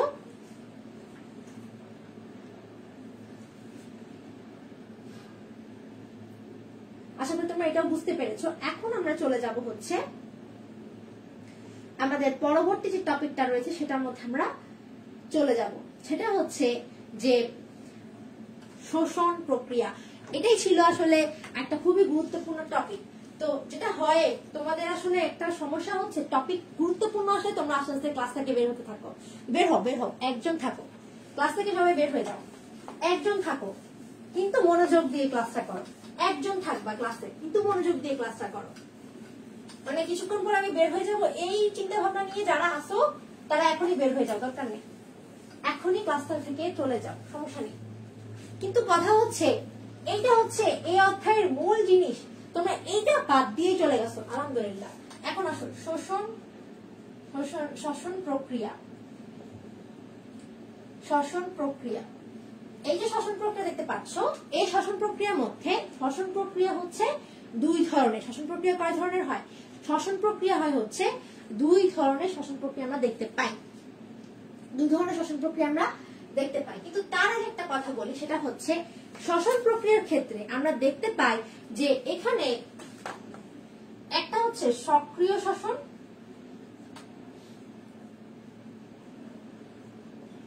একটা হচ্ছে নিষ্ক্রিয় শ্বসন। একটা হচ্ছে নিষ্ক্রিয় শ্বসন। মনে রাখবে সক্রিয় শ্বসনে সবসময় বেশিরভাগ ক্ষেত্রে অ্যানায়ন গ্রহণ হয়। অ্যানায়ন, এটার মাধ্যমে সে অ্যানায়ন শোষণ করতে পারে। আর মনে রাখবে এইটার মাধ্যমে সে ক্যাটায়ন শোষণ করতে পারে। আমি বলিনি যে শুধুমাত্র শোষণ করতে পারে, সব সময় সেটা কিন্তু বলিনি, কখনো কখনো ক্যাটায়নও শোষণ হতে পারে। তো এখানে ক্যাটায়ন শোষণ করতে পারে, তার মানে নিষ্ক্রিয় মাধ্যমে, নিষ্ক্রিয় শ্বসন প্রক্রিয়ায় সে ক্যাটায়ন শোষণ করে, ক্যাটায়ন শোষণ করতে পারে। আর সক্রিয় শ্বসন প্রক্রিয়ায় সে অ্যানায়নকে শোষণ করতে পারে। এখন কিভাবে সে শোষণ করবে সেটা হচ্ছে মূল কথা। কিভাবে সে শোষণ করে? সে শোষণ করে আনতির মাধ্যমে। আনতির মাধ্যমে। এখন প্রশ্ন হচ্ছে আনতিটা কি আসলে? আনতির মাধ্যমে শোষণ করে বলতে দেখো এটা কি, এটা কি উদ্ভিদের মূল। আমি একটু, এটা কি বলতো? উদ্ভিদের মূল, রাইট? উদ্ভিদের মূল। এটা হচ্ছে উদ্ভিদের মাটি। এই মাটির মধ্যে থেকে মূলগুলো আসলে তৈরি হচ্ছে, রাইট? মূলগুলো তৈরি হচ্ছে। এখন এই যে উদ্ভিদটা, এই উদ্ভিদের মাটির মধ্যে জায়গা কি বেশি? বেশি না? বেশি। আর এখানে কি কম, আর এখানে আবার কি বেশি। মানেটা কি? মানেটা হচ্ছে এই যে মাটিটা, মাটি কিন্তু অনেক দূর পর্যন্ত, কিন্তু মূলটা কিন্তু অল্প একটা জায়গার মধ্যে। মূলটা অল্প একটা জায়গার মধ্যে না? আর উদ্ভিদটা মূলের চাইতে উদ্ভিদের মধ্যে জায়গা বেশি না? আচ্ছা, এখন আসি স্পেস, স্পেস আর ঘনত্ব। এই জিনিসটা একটু ক্লিয়ার করি, ছোটবেলাকার করা। স্পেস যত বেশি, ঘনত্ব তত, স্পেস যত বেশি, ঘনত্ব তত কম। স্পেস যত কম, ঘনত্ব তত বেশি, তাই না? রাইট? স্পেস যত বেশি, ঘনত্ব তত কম। স্পেস যত কম, ঘনত্ব তত বেশি। এই জিনিসটা আমরা ছোটবেলাকার পড়া। এখন আমরা চিন্তা করি, আমরা জানি ব্যাপন মানে কি? ব্যাপন, ব্যাপন মানে হচ্ছে বেশি থেকে কমে যাওয়া, তাই না? বেশি থেকে কমে যাওয়া। এখন চিন্তা করি, যখন এই মূলগুলো থেকে উদ্ভিদের মধ্যে খনিজ লবণটা যাবে, মূলের মাধ্যমে খনিজ লবণ উদ্ভিদে যাবে, তখন কি হচ্ছে? কম থেকে বেশিতে যাচ্ছে, কিন্তু এটা কি ব্যাপনের নিয়ম না, সে কি করছে, ব্যাপনের যে নিয়মটা আছে সেই নিয়মের বিপরীত কাজ করছে, সেই নিয়মটাকে ভাঙছে। তাই আসলে সে আনতির মাধ্যমে সে কাজটা করে। এই যে বিপরীতমুখী একটা কাজ সম্পন্ন করছে এটাকে বলা হয় আনতি। এটাকে কি বলা হয়, আনতি বলা হয়। এই যে ব্যাপারটা আমি বললাম, এই জিনিসটা সবার কাছে ক্লিয়ার কিনা আমাকে একটু কমেন্টে জানিয়ে দেন। এই ব্যাপারটা সবার কাছে ক্লিয়ার কিনা? হ্যাঁ, স্পেস আর ঘনত্বের মধ্যে কি ধরনের সম্পর্ক, ব্যস্তানুপাতিক সম্পর্ক। কি ধরনের সম্পর্ক, ব্যস্তানুপাতিক সম্পর্ক। এই ব্যস্তানুপাতিক সম্পর্কের মধ্যে আমরা দেখতে পাচ্ছি উদ্ভিদ কিন্তু বিপরীত কাজটা করছে। উদ্ভিদ নিয়ম মানছে না, উদ্ভিদ নিয়ম না মেনে যে কাজটা করছে সেটাকে আমরা বলছি আনতির মাধ্যমে সে আসলে তার সক্রিয় শ্বসনটা সম্পন্ন করছে। সক্রিয় প্রশোষণের পরে যাচ্ছি, সেটা শ্বসনটা সম্পন্ন করছে, রাইট? আচ্ছা, তো সবাই যেহেতু বুঝতে পেরেছে, এবার আমি একটু আসি। সে যেহেতু আনতি করছে মানে সে বিপরীতমুখী কাজ করছে। বিপরীতমুখী বা বিরুদ্ধতা বা ব্যতিক্রমতা। চিন্তা করেন, আপনি যেতে যাচ্ছেন এই দিকে, আপনাকে টেনে দিকে নিয়ে আসতে, আপনি খুব জোরে যাবেন ওই দিকে, খুব জোরে দৌড় দিবেন, কিন্তু আপনাকে জোর করে দিকে আনা হচ্ছে। আপনি যদি স্বেচ্ছায় দিকে আনতেন, আপনার কি খুব বেশি পরিমাণ শক্তি লস হতো? তার কি শক্তি লস হতো না? কিন্তু হতো না। তাহলে এখন আপনি যেতে চাচ্ছেন ওই দিকে, আপনাকে একটু টেনে এদিকে আনবে, টেনে একদম এদিকে নিয়ে চলে আসবে। এখন প্রশ্ন হচ্ছে, সে যখন নিজে স্বেচ্ছায় আসতেছে তখন কারোরই শক্তি লস হচ্ছে না। শক্তি যত লস হবে না তত কিন্তু শ্বসন প্রক্রিয়া কমবে। কেন কমবে সেটা একটু পরে বলছি। এখন চিন্তা করেন, শক্তি তখনই বেশি প্রয়োজন হবে যখন সে আপনাকে টেনে দিকে আনবে। শক্তি যত বেশি প্রয়োগ করব তত শ্বসনের হার বৃদ্ধি পাবে। কেন বৃদ্ধি পাবে? এটা একটু আমি মুছে ফেলি, হ্যাঁ, এটা একটু আমি মুছে ফেলি। তাহলে শক্তি যত প্রয়োগ করছি, শক্তি প্রয়োগ মানে হচ্ছে, শক্তি প্রয়োগ যত বেশি হবে, শ্বসন প্রক্রিয়া তত বেশি হবে। এখন প্রশ্ন হচ্ছে, আপু কেন বেশি হবে? কারণ চিন্তা করে দেখেন, শ্বসন প্রক্রিয়া কখন হয়? যখন আমরা দেখতে পাই যে উদ্ভিদের দেহের মধ্যে যখন কার্বন ডাই অক্সাইড থাকে, তখন আমরা বুঝতে পারি সেখানে শ্বসন প্রক্রিয়া অতিরিক্ত পরিমাণে হয়েছে, তাই অতিরিক্ত পরিমাণে সেখানে কার্বন ডাই অক্সাইডও আছে। এখন দেখি, যেহেতু অতিরিক্ত পরিমাণে কার্বন ডাই অক্সাইড উৎপন্ন হচ্ছে, কখন অতিরিক্ত পরিমাণে কার্বন ডাই অক্সাইড উৎপন্ন হবে? যখন অতিরিক্ত পরিমাণে পানি শোষণ হতে থাকবে। পানি কি হতে থাকবে? শোষণ হতে থাকবে, উদ্ভিদের দেহ থেকে শোষণ হতে থাকবে। অর্থাৎ যখন পরিবেশের মধ্যে প্রচুর পরিমাণে তাপমাত্রা থাকবে, এগুলো বইয়ের বাইরের কথা, খেয়াল করেন, বেসিকটা ক্লিয়ার করেন। যখন পরিবেশের মধ্যে তাপমাত্রাটা অনেক বেশি পরিমাণে থাকবে, তখন এখান থেকে পানিটা অনেক বেশি পরিমাণে শোষণ হবে। আর পানি যত বেশি পরিমাণে শোষণ হতে থাকবে তত সে শ্বসন প্রক্রিয়া করতে থাকবে। আর শ্বসন প্রক্রিয়া করতে থাকছে, এটা কিভাবে বুঝলাম? কারণ সে পানি হারিয়ে ফেলছে মানে সে শক্তি হারিয়ে ফেলছে। তখন আমরা দেখতে পাই উদ্ভিদ সে পানিটা গ্রহণ করছে এবং এখানে সে উল্টামুখী আনতিতে পানিটাকে গ্রহণ করছে। এখানে তার শক্তিটা বেশি ব্যবহৃত হচ্ছে, শক্তি বেশি প্রয়োগ হচ্ছে। আর তাই আমরা এখানে বুঝতে পারতেছি যে যত পানি গ্রহণ করছে তত বেশি পরিমাণে শ্বসন প্রক্রিয়া বৃদ্ধি পাচ্ছে। এজন্য আমাদের বইয়ের মধ্যে লেখা আছে যে যত বেশি পরিমাণে শ্বসন কি ঘটবে, আনতি প্রক্রিয়া ঘটবে, তত বেশি পরিমাণে শ্বসন প্রক্রিয়া বৃদ্ধি পাবে। আপনার বইয়ের মধ্যে লেখা আছে, দেখেন, যত বেশি পরিমাণে বিপাকীয় কার্যাবলী হবে তত বেশি পরিমাণে শ্বসন প্রক্রিয়া হবে। বিপাকীয় কার্যাবলী মানেই তো এটা যে পানি শোষণ হবে, সাথে সাথে শ্বসন প্রক্রিয়ার মাধ্যমে কার্বন ডাই অক্সাইড উৎপন্ন হবে। আপনারা কি বুঝতে পেরেছেন কিনা একটু কমেন্টে জানান। এই টপিকটা সবার কাছে ক্লিয়ার কিনা? সবাই এই টপিকটা বুঝতে পেরেছে কিনা একটু কমেন্টে জানান। হ্যাঁ, ব্যাপনের বিপরীত প্রক্রিয়া হচ্ছে আনতি। Very good. একটু সর্দার বলছে, ওয়ালাইকুম আসসালাম, কলকাতার আগুন। আপনার নামটা সত্যি খুব অন্যরকম, আমি আপনাকে চিনতে পারছি না। আপনি একটু হচ্ছে আপনার নামটা একটু বললে আমি পরবর্তী ক্লাস থেকে আপনাকে নাম ধরে রাখতে পারবো। ওকে, বুঝতে পেরেছে নুসরাত জাহান মুনা, তাজকে তাবাসসুম আলহামদুলিল্লাহ বুঝতে পেরেছে, ভেরি গুড ভেরি গুড। আচ্ছা ওকে, সো সবাই যেহেতু আমরা বুঝতে পেরেছি যে এখানে শ্বসন প্রক্রিয়া বৃদ্ধি পাচ্ছে কখন, যখন আমরা দেখতে পাচ্ছি উদ্ভিদের মধ্যে শক্তি বেশি লস হচ্ছে। আর শক্তি কখন বেশি লস হয়, যখন বিপাকীয় প্রক্রিয়া বা বিক্রিয়া বেশি হয়। আর বিক্রিয়া বেশি কখন হচ্ছে, যখন উল্টা পথে পানিটাকে সে বেশি পরিমাণে গ্রহণ করছে শক্তি লস করে, এবং তখন কার্বন ডাইঅক্সাইডের সাথে বিক্রিয়াটাও বেড়ে যাবে। কেন? কারণ তখন আসলে পানিটা উদ্ভিদ থেকে শোষিত হতে থাকবে, উদ্ভিদের তখন পানির প্রচুর পরিমাণে প্রয়োজন পড়বে, তখন সে শক্তি লস করবে, শক্তির মাধ্যমে পানি আর কার্বন ডাইঅক্সাইডের মধ্যে বিক্রিয়া ঘটবে, বিক্রিয়া মানে বিপাক ঘটা, আর বিপাক মানে শ্বসনের প্রক্রিয়া বৃদ্ধি পাওয়া। আশা করি এই টপিকটার মধ্যে, এই যে আমি রিপিট করে দিলাম মাহবুব আলম ভাই, আপনি এখন বুঝতে পেরেছেন কিনা আমাকে একটু কমেন্টে জানিয়ে দিন। আচ্ছা, আমাদের এখানে কিন্তু উঠে শেয়ার আর কে, ওকে, সো যারা যারা ক্লাসটা এখনো শেয়ার করেননি আমি জোর করব না, যাদের ক্লাসটা ভালো লাগবে ক্লাসটা শেয়ার করবেন। প্লাস পয়েন্ট হচ্ছে একটাই, ক্লাস শেষে পিডিএফ পেয়ে যাবেন, ক্লাস শেষে পিডিএফ পেয়ে যাবেন ইনশাআল্লাহ। সো এখন আমরা আসি, এখানে একটা গুরুত্বপূর্ণ প্রশ্ন আসে যে অধিকাংশ উদ্ভিদে, এমসিকিউর জন্য, অধিকাংশ উদ্ভিদে নিচের কোন প্রক্রিয়াটি ঘটে?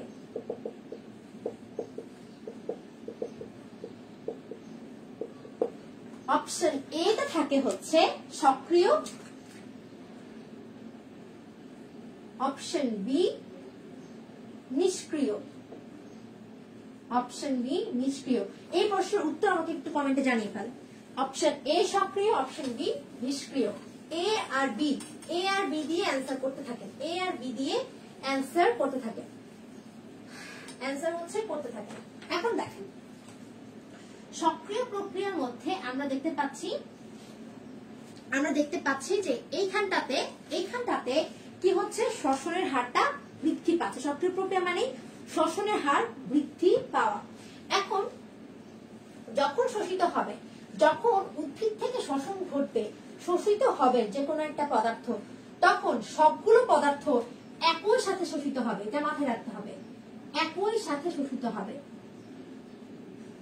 একই সাথে শোষিত হবে। এগুলো আমি এমন ভাবে লিখে দিচ্ছি যাতে আপনি সৃজনশীল প্রশ্নেও এই সক্রিয় শ্বসন নিয়ে বিস্তারিত লিখতে পারেন। আপনাকে বলে দিবে যে, এরকম বলবে যে এমন একটি প্রক্রিয়া, যে প্রক্রিয়ার মধ্যে দেখা যায় ডিহাইড্রোজেনেজের মাধ্যমে ইলেকট্রনটা হচ্ছে কি হয়, ইলেকট্রনটা উৎপন্ন হয়। তো আপনি তো জানেনই না ডিহাইড্রোজেনের মাধ্যমে ইলেকট্রন উৎপন্ন হয় কোথায়। তো যদি না জানেন আপনি কিভাবে ওই প্রশ্নের উত্তর দিবেন, কোথায় হয় সেটা যদি জানতে পারেন তারপর না আপনি সেটা নিয়ে ব্যাখ্যা করে লিখতে পারবেন, কিভাবে ডিহাইড্রোজেনেজের মাধ্যমে ইলেকট্রন উৎপন্ন হয় সেটাও আপনি বলতে পারবেন। এখন আমরা সেটা দেখবো যে কিভাবে আসলে ডিহাইড্রোজেনেজের মাধ্যমে ইলেকট্রনটা সৃষ্টি হবে। তো ততক্ষণ আমরা দেখি কারা কারা উত্তরটা দিতে পেরেছেন, ততক্ষণে আমি একটু দেখে ফেলি কারা কারা উত্তর দিতে পেরেছে। তাজকির আবসাম বলছে এ, এমডি কবির খান বলছে অপশন এ, পলাশ ভাইয়া বলছে অপশন এ। আমি বাকিদের কমেন্ট দেখতে পাচ্ছি না, আমার এখানে বাকি কমেন্ট গুলো আসছে না। তো আশা করছি সবাই এটার উত্তর দিতে পেরেছেন, অপশন এ। তো এইটা কিন্তু আমরা জানি, মানে এখন পড়াচ্ছি সক্রিয় বলে বলতে পেরেছেন। হঠাৎ করে যদি আপনাকে প্রশ্ন করা হতো যে কোনটা অধিকাংশ উদ্ভিদের মধ্যে ঘটে থাকে, তখন কিন্তু আপনি বলতে পারতেন না। যারা খুব ভালোভাবে ব্রেন খাটিয়ে আন্দাজে অ্যান্সার করতে যেত তখন তারা হয়তো বা সক্রিয়, আর যাদের সেটাও নেই তারা না পড়ে কখনোই এই প্রশ্নের উত্তর দিতে পারতো না। তো আশা করি আপনারা সবাই এই প্রশ্নের উত্তরটি বুঝতে পেরেছেন। এখন আমরা আসি এখানটাতে যে এই যে শ্বসন প্রক্রিয়াটা বা এই যে সক্রিয় পরিশোষণ,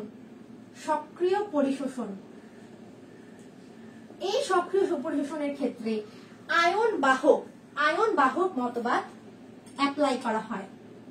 আয়ন বাহক মতবাদ, এই আয়ন বাহক মতবাদ কয়টি? তিনটি। একটা হচ্ছে কি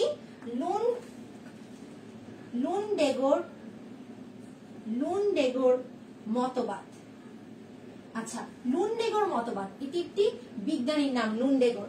এই বিজ্ঞানীর মতবাদ অনুসারে আমরা এই বিজ্ঞানীর মতবাদের মধ্যে বলা হয় এটি একটি পাম্পের মতো কাজ করে, বা এটা হচ্ছে কিসের মতো কাজ করে, সাইটোক্রোমের মতো কাজ করে। তাই এটার আরেকটা নাম হচ্ছে সাইটোক্রোম পাম্প, আরেকটা নাম হচ্ছে সাইটোক্রোম পাম্প।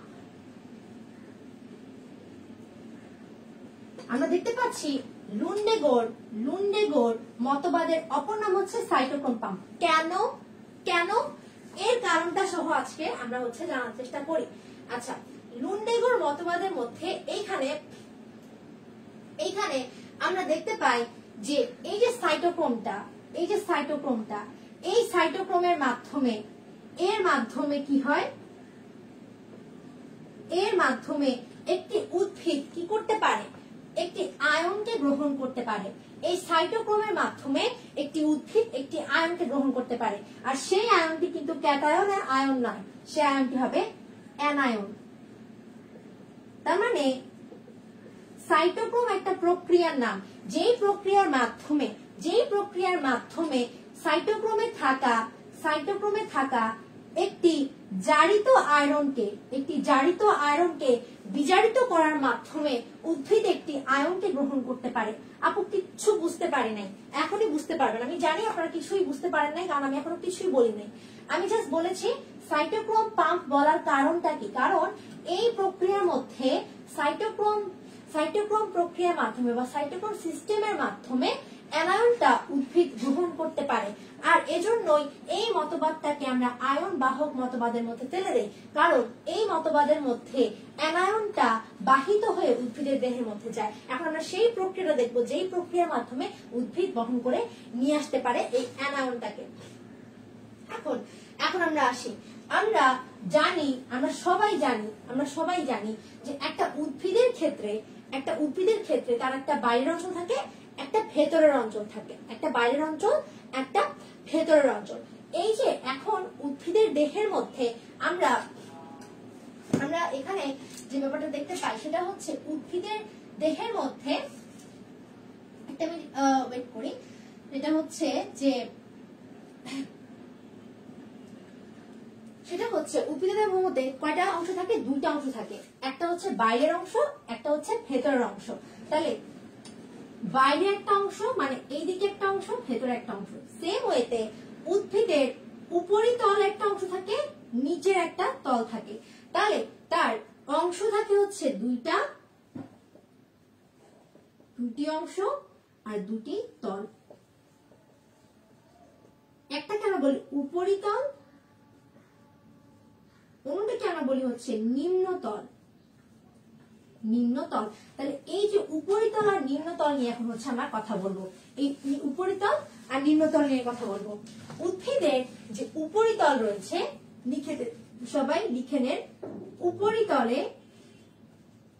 উপরিতলে ডিহাইড্রোজেন, বাংলাতেই লিখি সবটা,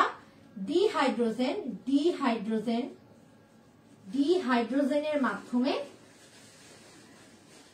মাধ্যমে উদ্ভিদের মধ্যে ডিহাইড্রোজেন হওয়া মানে কি বলতে পারবেন? ডিহাইড্রোজেন হওয়া মানে হচ্ছে সেখান থেকে প্রোটন আয়নটা বিলুপ্ত হয়ে যাওয়া, সেখান থেকে প্রোটন আয়নটা বের হয়ে যাওয়া। আর যদি একটা প্রোটন আয়ন বের হয়ে যায়, এর মানে এখান থেকে হাইড্রোজেন আয়নটা আলাদা হয়ে যাবে এদিকে, এর মানে এখান থেকে হাইড্রোক্সি মূলকটাও আলাদা হয়ে যাবে। এর মানে একটা প্লাস আয়ন আর একটা মাইনাস আয়ন পরস্পর আলাদা হয়ে যাবে। এর থেকে আমরা বুঝতে পারলাম যে উদ্ভিদের যে উপরিতলটা থাকবে, অর্থাৎ উদ্ভিদের উপরিতলে যখন পানিটা প্রবেশ করবে তখন পানিটা কি হয়ে যাবে, আলাদা আলাদা হয়ে যাবে। এই যে আলাদা আলাদা হয়ে যাচ্ছে এটাকে আমরা বলি ডিহাইড্রোজেন। এই ডিহাইড্রোজেনের মাধ্যমে আমরা একটা প্রোটন ও একটা ইলেকট্রন পাবো, অর্থাৎ ডিহাইড্রোজেনের মাধ্যমে প্রোটন এবং ইলেকট্রন সৃষ্টি হয়। এখন দেখেন এই যে প্রোটন আর ইলেকট্রন উৎপন্ন হলো, এখান থেকে এই যে ইলেকট্রনটা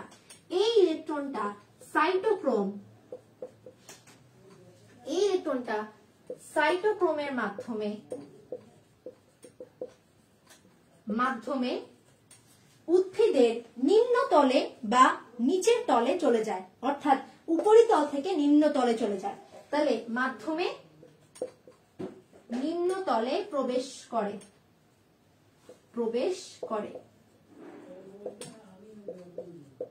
আচ্ছা, এখন এই ইলেকট্রনটা কোথা থেকে বের হয়ে আসলো? উদ্ভিদের ভেতর থেকে বের হয়ে বাইরে চলে গেল।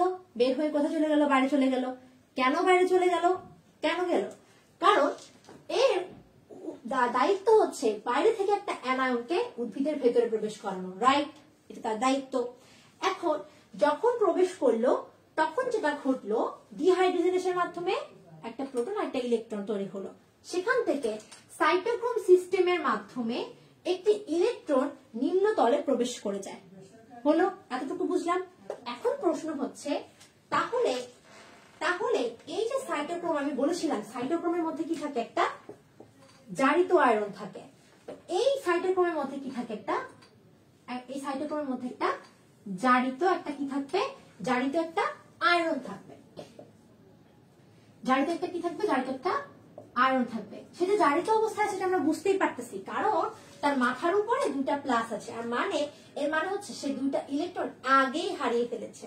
তো দুটা ইলেকট্রন সে যখন আগে ত্যাগ করে ফেলেছে, এর মানে সে দুইটা অ্যানায়ন গ্রহণ করেছে এবং দুইটা ইলেকট্রন ত্যাগ করে 2+ হয়েছে। আর এখানে দুইটা অ্যানায়ন গ্রহণ করেছে, আমরা বুঝতে পারতেছি। এখন সে কি করলো? এখন এই সাইটোক্রোমের মাধ্যমে বাইরে বের হওয়ার জন্য সাইটোক্রোম আগে এই আয়রনটাকে গ্রহণ করতে হবে না? এখন দেখেন, যখন সে এই আয়রনটাকে এই ইলেকট্রনটাকে গ্রহণ করবে, মানে এই ইলেকট্রনটাকে বাইরে বের করার জন্য আমরা কোন প্রক্রিয়া ব্যবহার করছি? সাইটোক্রোমের মাধ্যমে যখন ইলেকট্রনটাকে বাইরে বের করতে হবে, তখন ইলেকট্রনকে গ্রহণ করতে হবে। গ্রহণ করলো। তো সাইটোক্রোমে আগে ছিল কি? একটা আয়রন। তাহলে এই ইলেকট্রনটা এই আয়রনের সাথে যুক্ত হলো। তার মানে কি হলো? যখন সে একটা ইলেকট্রনকে ত্যাগ করে দিল, তার মানে সে আরেকটা অ্যানায়নকে যুক্ত করে ফেললো। সে একটা ইলেকট্রনকে ত্যাগ করলো, মানে সে আবার কি হলো? প্লাস আয়ন আরেকটা হবে, কারণ এর আগে সে আরো দুইটা ইলেকট্রন ত্যাগ করে 2+ হয়েছে, দুইটা অ্যানায়ন সে যোগ করেছে। এখন সে আরেকটা ইলেকট্রন ত্যাগ করেছে, তার মানে 3+ হবে। দ্যাট মিন্স সে আরেকটা অ্যানায়ন গ্রহণ করেছে। এর থেকে আমরা দেখতে পাবো সে Fe3+, দ্যাট মিন্স 3টা অ্যানায়ন সে গ্রহণ করে। এখন এতটুকু পর্যন্ত সবাই বুঝতে পেরেছি না? একটু কমেন্টে জানাই। এতটুকু পর্যন্ত সবাই বুঝতে পেরেছি না? একটু কমেন্টে জানিয়ে ফেলেন কমেন্টে। এতটুকু ক্লিয়ার কিনা?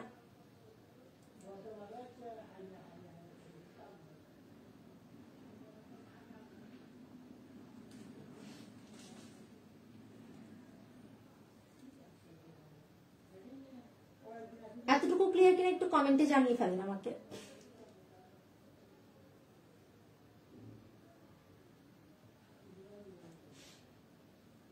বুঝতে পারছি বলছে নুসরাত জাহান মুনা। তারপর পলাশ ভাইয়া বলছে বুঝতে পেরেছে। তাসকিন হোসেন বলছে আলহামদুলিল্লাহ clear. Very good. Okay, short করে বলেন একটু। ওকে, শর্ট করে একটু বলি। আমরা জানি উদ্ভিদের একটা উপরিতল থাকে, একটা নিম্নতল থাকে। উপরিতলে যখন পানিটা প্রবেশ করলো, পানি প্রবেশ করার সময় কোন প্রকার খনিজ লবণ সে নিয়ে ঢুকতে পারেনি।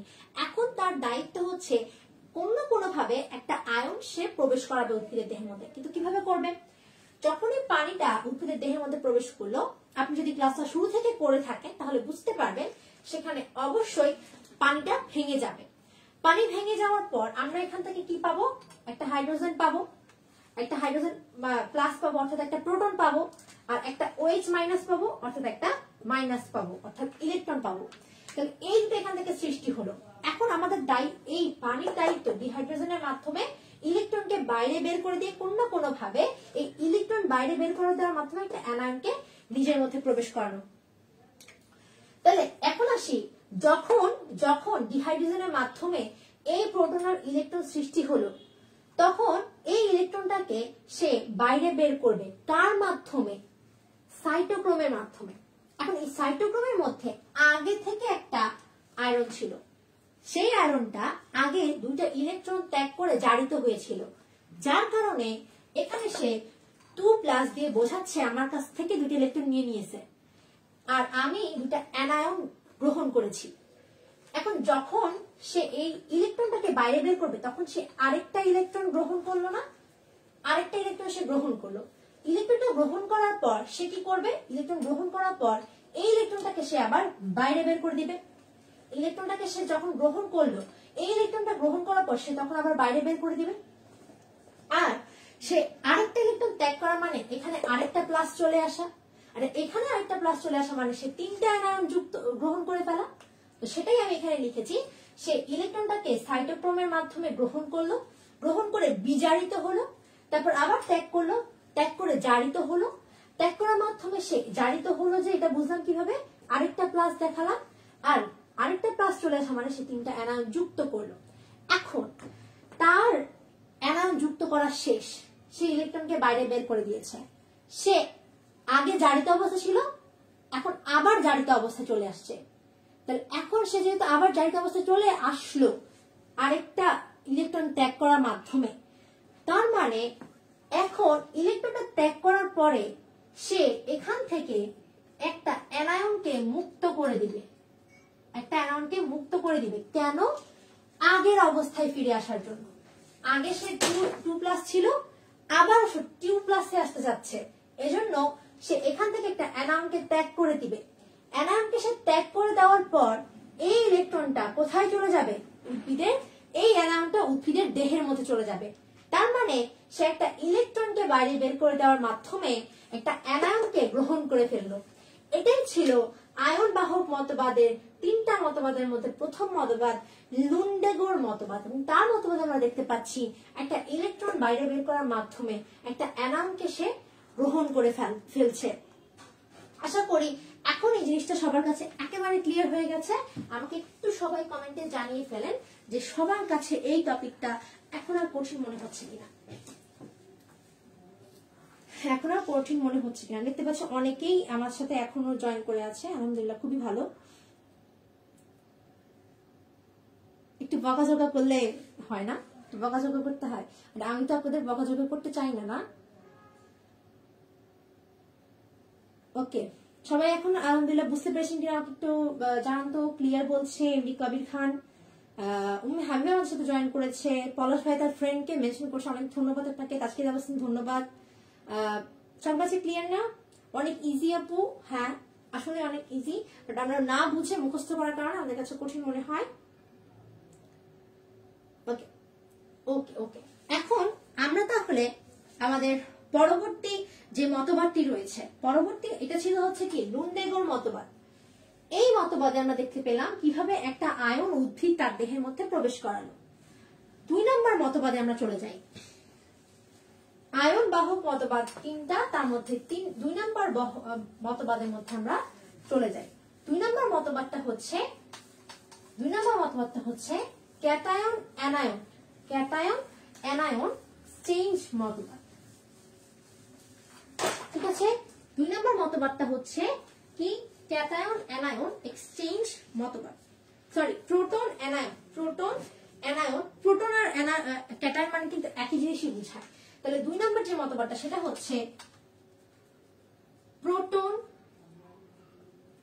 Anion, proton anion. এখানে আপনি ক্যাটায়নও লিখতে পারবেন, কোনো সমস্যা নেই, একই জিনিসই বোঝাবে, একই অর্থ, দুটার অর্থ একই। কো ট্রান্সপোর্ট মতবাদ।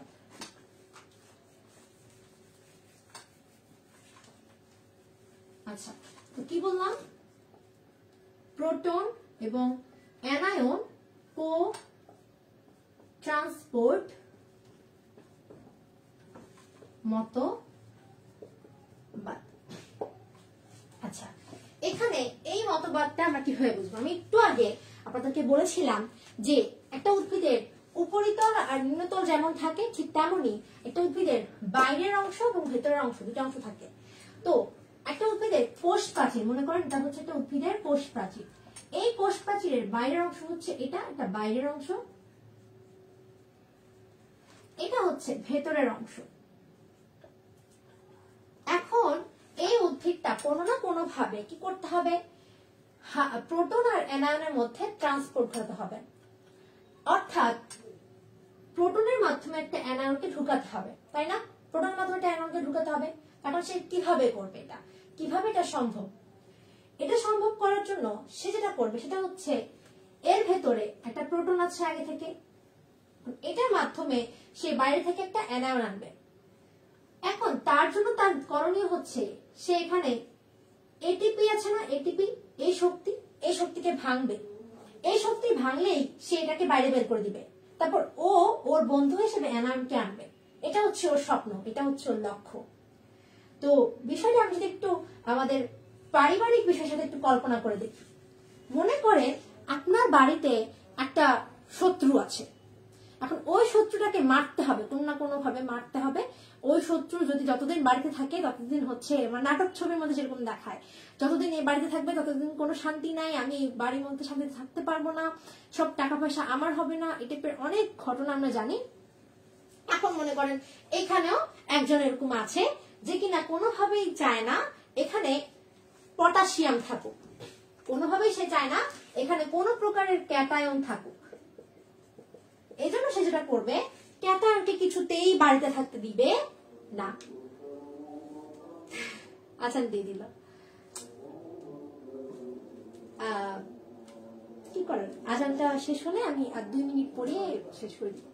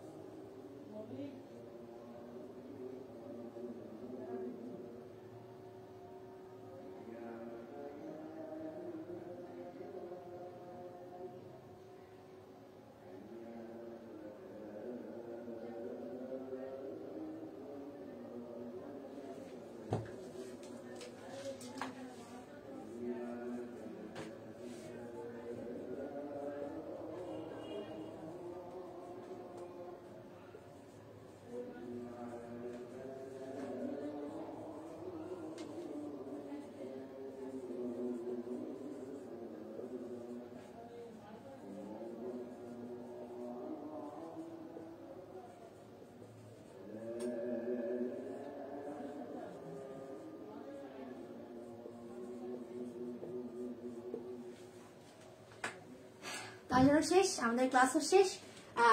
নেক্সট ক্লাসে হচ্ছে আমরা এখান থেকেই শুরু করব, অর্থাৎ আমরা প্রোটন অ্যানায়ন কোর ট্রান্সপোর্ট পদবাদ থেকে শুরু করব।